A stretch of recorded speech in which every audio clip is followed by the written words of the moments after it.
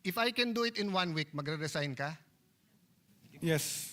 O sige, call ako. Call ako. Nauwi sa hamunan ang pag-usisa ng Senado sa paano kinukwenta ang sagutin ng PhilHealth sa mga ospital. Kabilang ang kaibahan ng sa pribado at sa ilang pampublikong ospital na may zero billing.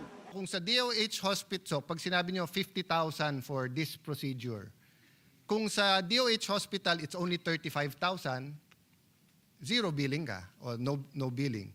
Pag pumunta ka sa isang private hospital and it's 50,000 within the case rate, zero billing ka. But kung ikaw mismo pupunta ka sa mas mahal na hospital and it's 70,000, bayad ka ng 20,000. Ayon kay Senate Minority Leader Alan Peter Cayetano, luma at hindi makatarungan ng PhilHealth case rates na 7 taon nang di na-update. Pag-amin ng DOH, 2017 pa huling narepaso ang case rates o yung sasagutin ng PhilHealth sa hospital bill, kaya di nakasabay sa inflation. Habang di pa napag-aaralan ulit, otomatiko munang dinadagdagan ng 30% ang lahat ng case rates. Hiwalay pa sa 50% na dagdag sa ilang piling serbisyo.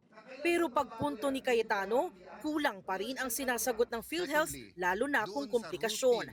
Halimbawa, mahigit 900,000 pesos lang ang sagot nito sa isang bypass procedure, kahit posibleng umabot sa 1.5 million pesos ang bill kung may komplikasyon. Humingi siya ng cost analysis o survey sa 160 hospitals na ayon kay Health Secretary Herbosa ay matagal gawin.